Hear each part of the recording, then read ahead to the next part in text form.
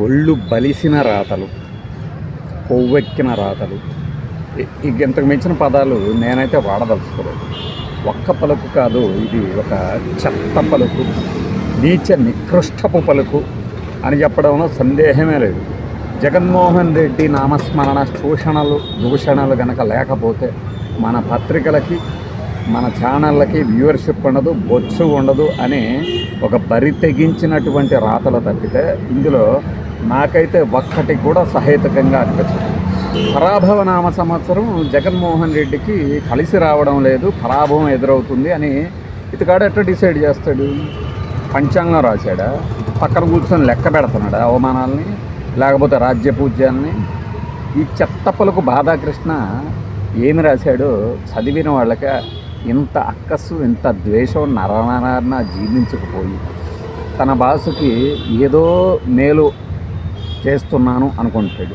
మరి బహుశా ఇందువల్లనే జగన్మోహన్ రెడ్డిని 11 సీట్లకు పరిమితం చేశారు అంటాడు కదా. మరి చంద్రబాబు నాయుడిని 23 సీట్లకి ఎందుకు పరిమితం చేశాడు? ఎందుకు పరిమితం చేశారు ఓటర్లు? ఈ బొత్సులో రాతలు మేమేం నమ్మడం లేదు. అర్ధరాత్రి జరిగిన అద్భుతం మాకు తెలుసు. ఇంకా ఒక నీచ నికృష్టమైన ఆరోపణ ఏంటంటే 2004-2009 మధ్యలోనట ఆంధ్రప్రదేశ్లోని అవినీతిని తట్టుకోలేక ఇక్కడ ఉన్నటువంటి అమెరికా రాయబారట జార్జ్ బుష్ ప్రభుత్వానికి లేఖ రాశాడట, ఈమెయిల్ ఇచ్చారట. వికీలీక్స్ ద్వారా బయటకు వచ్చిందట.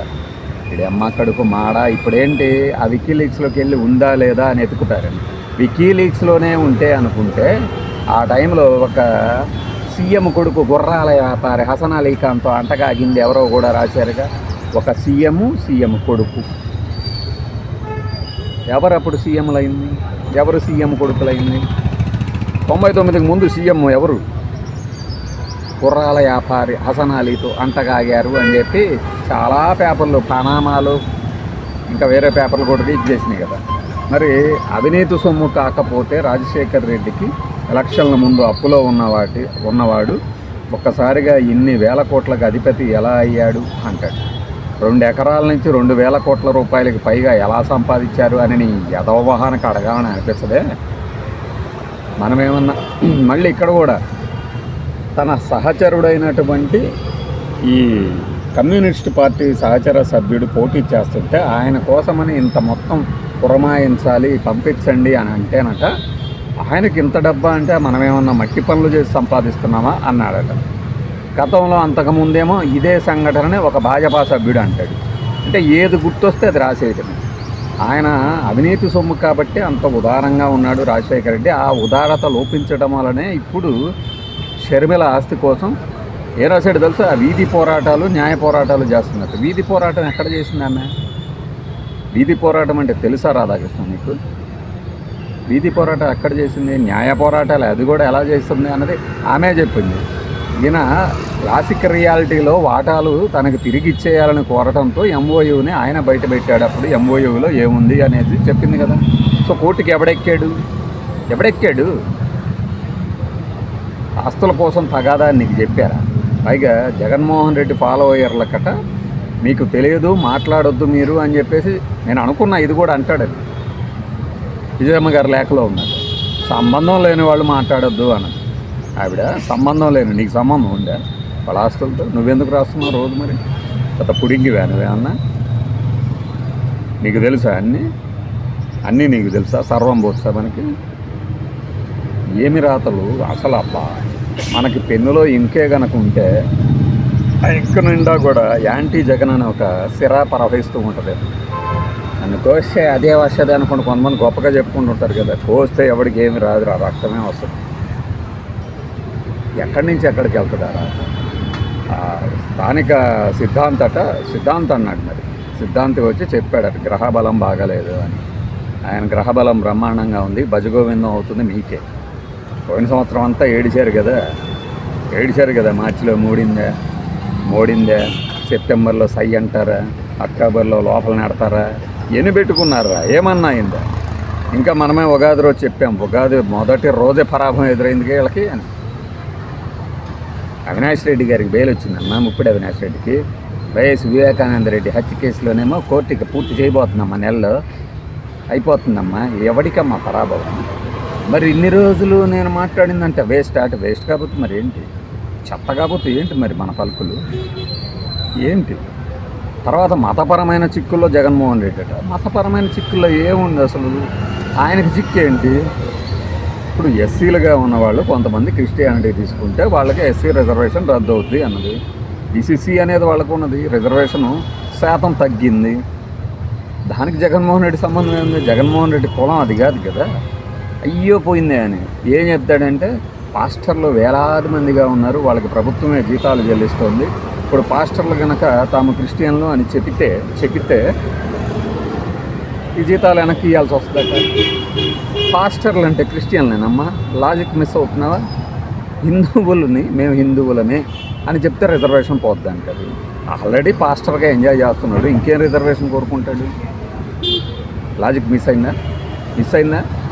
ఇప్పుడు హిందూ మాల ఒక ఆయన క్రిస్టియానిటీ తీసుకున్నాడు, క్రిస్టియన్ ఫాదర్గా చలామణి అవుతున్నాడు, ఫాదర్గా శాలరీ తీసుకుంటున్నాడు.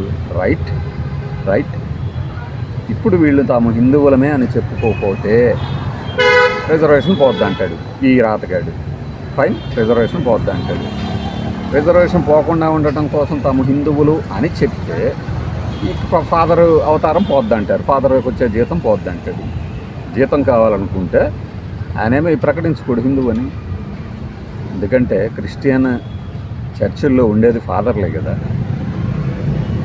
తాను హిందువుని అని ఎందుకు చెప్పుకుంటాడు? ఇంకా క్రిస్టియన్ కాబట్టే వెళ్తున్నాడు, క్రిస్టియన్ కాబట్టే ఫాదర్గా ఉంటాడు. ఇంకా అతను కొత్తగా వచ్చిన చిక్కేంటి అంటే, ఈ తెలివితేటలో ఉన్న రాతగాడి ఆంతర్యం ఏంటంటే, ఫాదర్గా జీతము తీసుకుంటాడు, ఎస్సీగా రిజర్వేషన్ పొందుతాడని. అదే కదా, ఏదో ఒకటి కోల్పోతాడు. దాంట్లో ఏంటి తప్పు? నీకు నొప్పి ఏంటి అంటే, వాళ్ళకి బాధ కలిగితే నీకు నొప్పి అవుతుందా? పైగా మనకి ఎప్పుడు ఎంత నీచమైన రాత్రులు అంటే, హిందూ ముస్లింల మధ్య గొడవలు జరిగాయి అట. ఎక్కడ జరిగాయి? ఆంధ్రప్రదేశ్లో జరిగాయా? హిందూ ముస్లిం మధ్య జరిగాయా? ఎక్కడ జరిగాయి? కానీ మన హిందూ క్రిస్టియన్ల మధ్య మాత్రం ఎప్పుడూ గొడవలు జరగలేదు. నీకు మైండ్ దొబ్బేసింది కదా. ఆస్ట్రేలియాకి సంబంధించిన ఒక పాస్టర్ని మన ప్రధానమంత్రి మోడీ గారిదే అప్పట్లో ముఖ్యమంత్రిగా కాకముందు గుజరాత్లో తగలబెట్టలేదా గ్రహం స్టైన్స్ ఎవరన్నా? ఆస్ట్రేలియా అతన్ని పాస్టర్ని గుజరాత్లో కాదా? అది కాదా అంత పెద్ద గొడవకు దారి తీసింది? దాన్ని ఏమంటారు మరి? అంటే ఏమంటారు, మన ఇష్టం వచ్చినట్టు మనం ఏదేదో మాట్లాడేసేసుకుంటే అంతా కుదురుతుంది అనుకుంటుంది. మధ్యలో డిస్టర్బ్ అయ్యి ఒక ఎదవ ఫోన్ కాల్ వస్తే ఆ ఫోన్ కాల్ కోసం మన వీడియోని మధ్యలో కట్ చేయాల్సి వచ్చింది అనమాట. ఈ ఎదవలకి సేమ్ ఒక సిస్టమ్ పనిచేస్తుంటుంది, ఆ సిస్టంలో ఎవరితో టచ్లో ఉండవు అనమాట. ఎదవ రకాలు. ఇప్పుడు మనం ఒక లోన్ క్లియర్ చేసిన తర్వాత ఆ లోన్ తాలూకు రికార్డ్స్ని మనం ఎవడైతే కంపెనీ దగ్గర లోన్ తీసుకుంటామో వాడు కాల్ చేసేవాడికి ఉండదు, అప్డేషన్ ఉండదు. వీడి లోన్ ఆల్రెడీ క్లియర్ చేసేసాడు అని చెప్పేసి దాన్ని క్లోజ్ చేసుకోండి సార్, లేదంటే ఇంట్రెస్ట్ ఎక్కువ పడుతుంది సార్ అనుకుంటే తొక్కలో కాలం డిస్టర్బ్ అయింది మన వీడియో. విషయం ఏంటంటే, ఈ రాతగాడి పైత్యం ఏ స్థాయికి చేరిందంటే, మొదటిసారిగా భారతిరెడ్డి గారు నుదుటిన సింధూరంతో కనిపించారు. ఇది ఆవిడకి సుతరాము ఇష్టం లేదు. ఆవిడకి ఇష్టం లేని పని రాజకీయం కోసం చేయాల్సి రావడం ఆవిడ విషాదం. అంటే వీడి దగ్గర చెప్పుకొని ఏడ్చారు మరి అందరూ, ఈ చెత్త వెధవ దగ్గర చెప్పుకొని ఏడ్చారా. అందుకే ఓపెనింగ్లోనే చెప్పింది ఒళ్ళు బలిసిన రాతలు అని చెప్పేసి. వీడికి తెలుసా బొట్టు పెట్టుకోకుండా కనపడుతుంది ఎక్కడన్నా. సన్నాసి ఎదవలు అన్నమాట, సన్నాసి ఎదవలు. ఇలాంటి వాళ్ళ అధినేతల పిల్లల గురించి రాయమనండి దమ్ముంటే. అంటే జగన్మోహన్ రెడ్డిని విమర్శించినా తిడుతూ చూస్తారు కదా. అంటే మనకేంద్రా సిగ్గు ఎగ్గు అన్నీ వదిలేసాం, గోసిగుడ్డలతో డ్యాన్సులు వేస్తున్నాము. ఎవరు ఎక్కువ చూస్తే అంత మంచిది మనకి. కావాలంటే ఆ గోసిగుడ్డ కూడా ఇప్పేయటానికి రెడీ మేము. ఇది వీళ్ళ వ్యవహార శైలి. ఈ చెత్త పలుకులకి విషయం ఏంటంటే, జగన్మోహన్ రెడ్డి గురించి మాట్లాడుతూ ఉంటేనే వ్యూవర్షిప్ అనేది. ఇంకా మనం మళ్ళీ మాట్లాడేసుకున్నాం బై.